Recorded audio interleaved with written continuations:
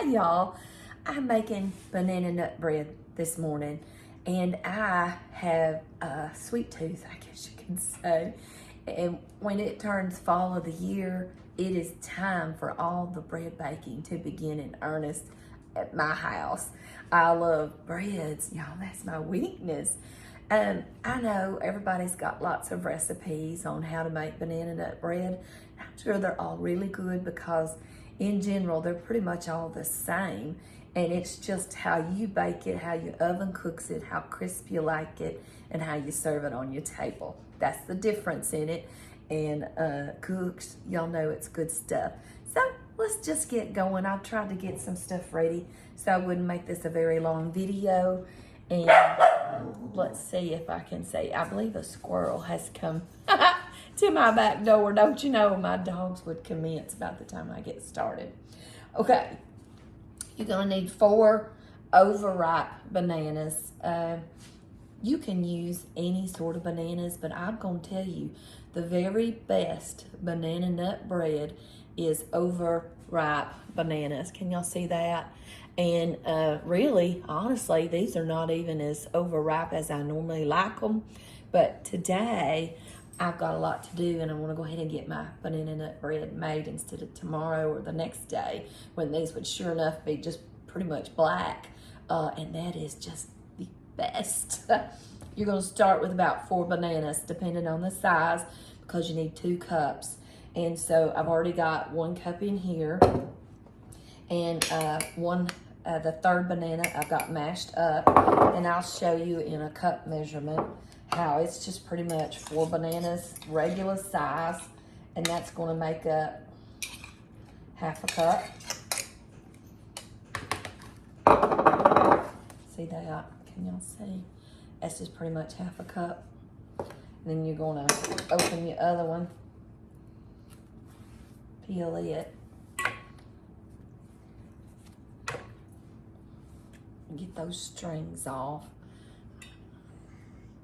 Okay, then you just mash it up. I just use a fork, and they'll just mash up real easy, especially when they're overripe. But the flavor is so good, and I'm not fond of necessarily the texture of a banana in my banana nut bread, but I need that flavor, and that's what you get when you use the overripe ones. And not to discourage anyone that's been making banana nut bread from using whatever they normally use. This is just how I do it. Just smash it up, no particular order. And that's going to fill it up. And I'll probably make a mess. That's all right. We're cooking. We're cooking.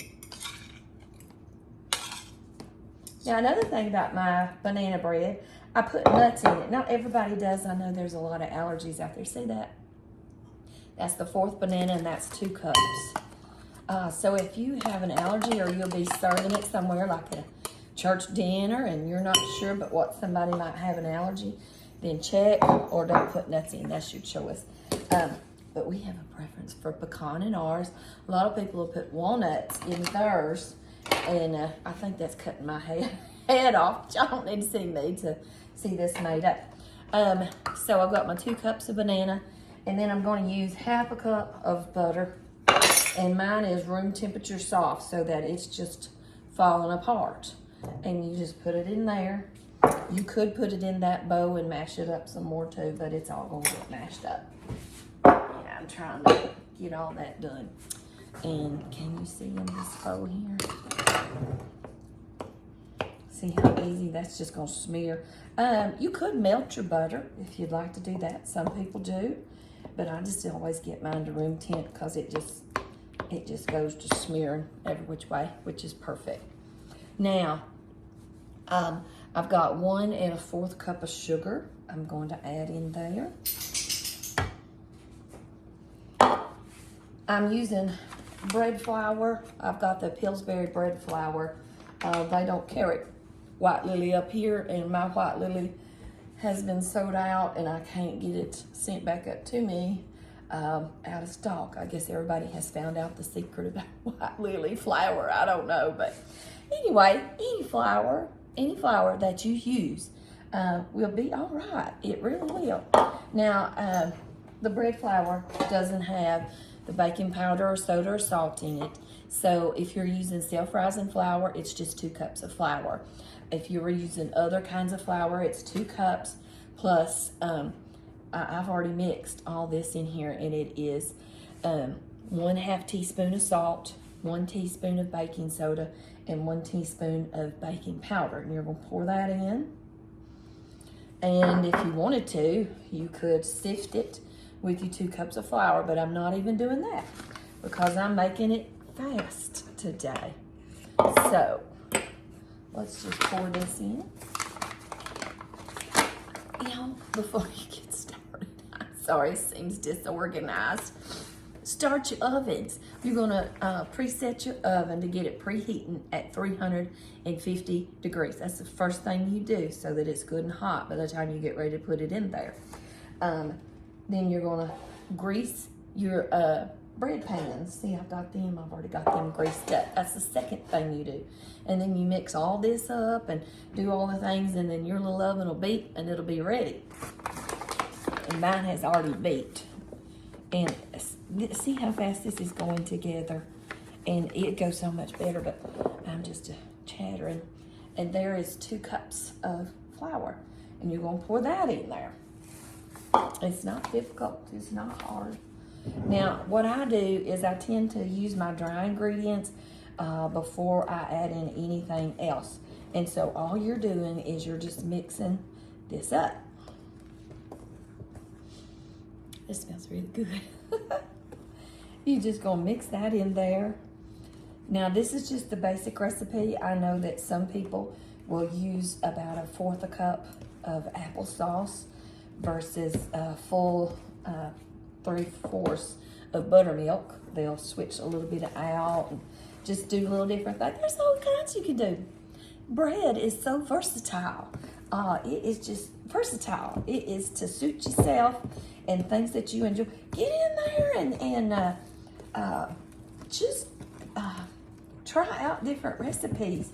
Like one of our favorite biscuits that we'll eat when we go out to eat. Y'all, it's Red Lobster, it's biscuits. And they just melt you. And I know the stores will sell a box of them, but y'all can make that stuff at home and come out even better than that. Not necessarily. But that's all you do. Now see how I'm just mixing that up? Just get in there and get to trying. Make some good breads. I love what we call Mexican cornbread. Ooh, you put some jalapenos in there, and it is so, so good. Okay, now I'm going to add in my vanilla. And that is just 1 teaspoon. And again, you know,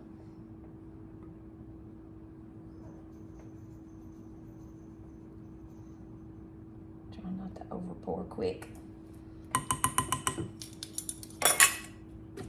And you've got 2 eggs.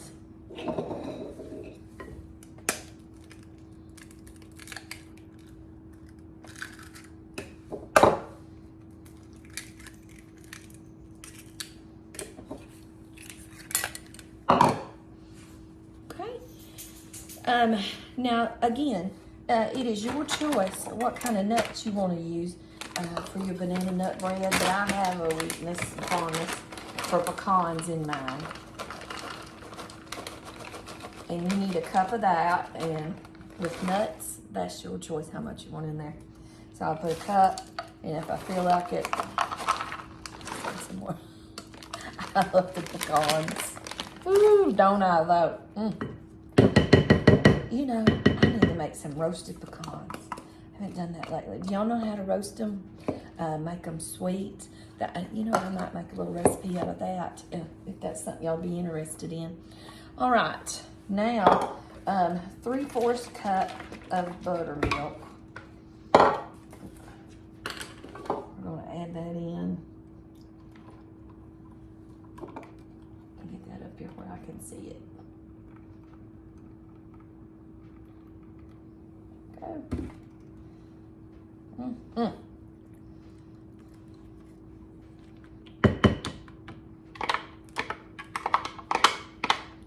Buttermilk is so thick and so good.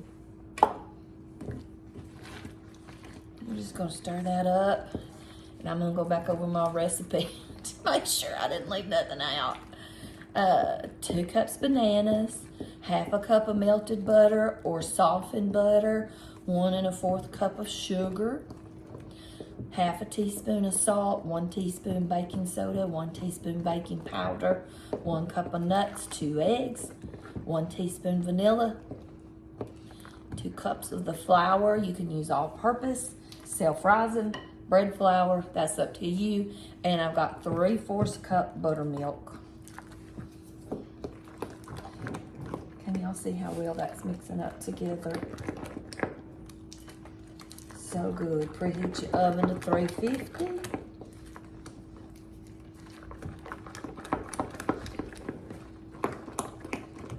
Grease your pans. And you're going to pour them in there and put them in the oven. That'll take about an hour, a little more to cook. Just watch them. Now, that is something else that it varies the difference in the cooking time.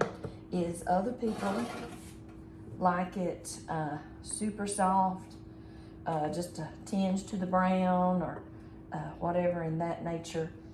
And then some like it good and golden brown with a little bit of a crisp on the edge. And that'd be me. I like a little bit of a crisp because it's a sweet bread. I love it. And I like it with coffee. I'm fixing to reheat some of my morning coffee. And when this comes out, I'm going to sit down and I'm going to have myself a slice of banana nut bread and a cup of coffee. And y'all just come on in this here kitchen with me. And I'm going to put those in there just cause. See that? And I just always tump the sides a little bit. Actually, I normally do this. Pop those bubbles. And get to cooking. So I'm going to put these in the oven and we'll come back when they're done.